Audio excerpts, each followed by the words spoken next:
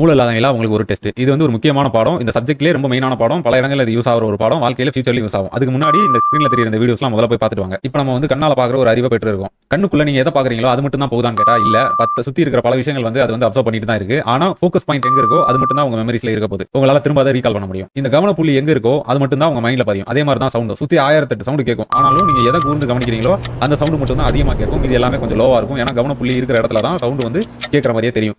ஸ்மெல்லும் அப்படிதான். டேஸ்ட் நீங்க வந்து நல்லா சாப்பிடுறீங்க அப்படின்னா அந்த சாப்பாட்டில் இருக்கிற உப்பு அப்படிங்கிற ஒரு விஷயம் உங்களுக்கு அதிகமா தெரியணும் அப்படின்னா நீங்க அதை ஃபோக்கஸ் பண்ணீங்கன்னா அது மட்டும் உங்களுக்கு அதிகமா தெரியும். உடம்புல ஒரு 10 பேர் டச் பண்றாங்க அப்படின்னா அதுல ஒரே ஒரு ஆள் டச் பண்றது மட்டும் நீங்க கவனமா ஃபோக்கஸ் பண்ணீங்க அப்படின்னா மீதி இருக்கிற டச்சஸ்லாம் கொஞ்சம் அப்படியே லைட்டா வரும். அப்படியே கொஞ்சம் கொஞ்சமா அது டிசால்வ் ஆகும். இந்த புள்ளி தான் வந்து கவன புள்ளின்னு சொல்லப்படுது. இதுல ஸ்பெஷலான ஒரு விஷயம் என்னன்னா ஆறாவதா உங்களுக்கு வந்து உடல் அளவுல ஒரு கண்ட்ரோல் இருக்கு இல்லையா? இந்த கண்ட்ரோல பண்றதுக்குன்ட்டு ஒரு ஆறா மாதிரி உங்க உடம்புல வந்து ஒரு சென்ஸ் இருக்கும். இந்த அறிவு இருக்கும். இந்த ஃபோக்கஸ் இருக்கும். இந்த ஃபோக்கஸ் என்ன பண்ணும்னா கொஞ்சம் கொஞ்சமா உங்க கையில இருந்தும் கால்ல இருந்தும் கொஞ்சம் அப்படியே நீங்க ரிலாக்ஸ் பண்றீங்க. இந்த விரல ரிலாக்ஸ் பண்றீங்க அப்படியே விடுறீங்க. ரிலாக்ஸ் மீன்ஸ் அதை வந்து பற்று அதுக்கு மேல வச்சிருக்க பற்றை வந்து இழக்கிறீங்க. அதை வந்து விடுறீங்க.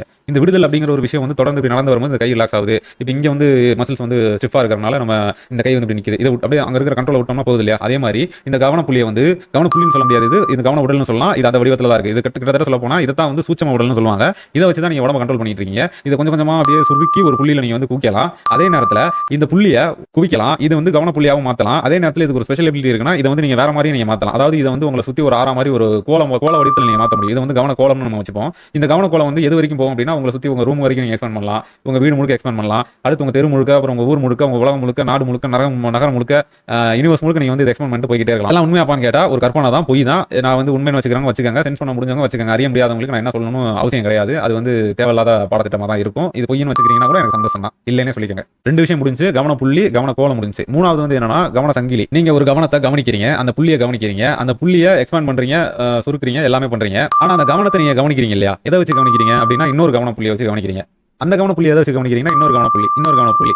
இந்த கவன புள்ளிகள் வந்து லேயர் பை லேயரா பல லேயர்ஸ்ல இருக்கும். எல்லையில்லா லேயர்ஸ்ல கூட போகும். இதை நம்ம வந்து இப்போ முருகனோட வேல்ல நம்ம பொருத்தி பார்த்தோம் அப்படின்னா அந்த கூர்மையான பகுதி வந்து கவன புள்ளி, விரிவடைஞ்சிருக்கிற இந்த பகுதி வந்து கவன கோலம், அதுக்கு கீழே இருக்கிறது கவன சங்கிலி தொடர்னு வச்சுப்போம். புராணத்துல பாத்தீங்கன்னா இது வந்து காளி தான் வந்து முருகனுக்கு கொடுக்குற மாதிரி இருக்கும். கிட்டத்தட்ட சொல்ல போனா இது என்னன்னு கேட்டா அந்த சூட்சம உடல் என்னன்னு கேட்டா இதுவும் ஒரு ஆற்றல் வடிவம் தான். இதுவும் ஒரு ஃபார்ம் ஆஃப் கைனடிக் எனர்ஜி தான். இப்போ கவனம் வந்து ஒரு புள்ளியில இருந்து இன்னொரு புள்ளிக்கு நகரும். எப்படி நகரும்னா இதுக்கு ரெண்டு விஷயம் செயல்படும். ஒன்னு டிஸ்ட்ராக்ஷன், இன்னொன்னு அட்ராக்ஷன். அட்ராக்ஷன் நோக்கி நகரும், டிஸ்ட்ராக்ஷன் நோக்கி விட்டு விலகும். இதுதான் வந்து கவனத்தோட ஒரு பண்பு. நம்ம போன வீடியோல பார்த்த அந்த அப்சர்வ் ஸ்டேட்டும் இந்த கவன புள்ளியும் அந்த ஃபோக்கஸ் பாயிண்ட்டும் சேர்ந்தது தான் வந்து கான்சியஸ். இதுல ஒரு ஸ்பெஷாலிட்டி என்னன்னா கவன புள்ளி வந்து ஒரு புள்ளியா தான் இருக்கணும் அவசியம் இல்ல. 3 இருக்கலாம், 4 இருக்கலாம், 5 இருக்கலாம், 6 இருக்கலாம். ஒரே நேரத்துல ஒரு 4-5 விஷயத்தை கூட உங்களால கவனிக்க முடியும். உங்களுக்கான டெஸ்ட் என்னன்னா இந்த கவன புள்ளியை ஒரு பொருள் மேல வச்சு அதோட வடிவத்துக்கு அந்த கவனத்தை மாத்துங்க. அதுக்கு முன்னாடியே வந்து உங்க போன்ல வந்து டைமர் வந்து செட் பண்ணிக்கங்க. அந்த டைமர்ல வந்து நீங்க கவனத்தை வச்சதுக்கு அப்புறம் அந்த டைமரை நீங்க ஸ்டார்ட் பண்ணுங்க. எப்போ அந்த கவனம் வந்து டிஸ்ட்ராக்ட் ஆகுதோ அப்ப அதை கட் பண்ணுங்க. அந்த டைமை ஏன்னு குறிச்சுக்கங்க. அதே மாதிரி B C D ன்னு அளந்து பாருங்க. இப்படி நீங்க கவன பயிற்சி பண்ண அது இன்க்ரீஸ் ஆகுதா இல்ல டிக்ரீஸ் ஆகுதாங்கிறத மட்டும் கமெண்ட் செக்ஷன்ல சொல்லுங்க. இந்த டெஸ்ட்டை உங்க மூளை இல்லாத நண்பர்களுக்கு அனுப்புங்க.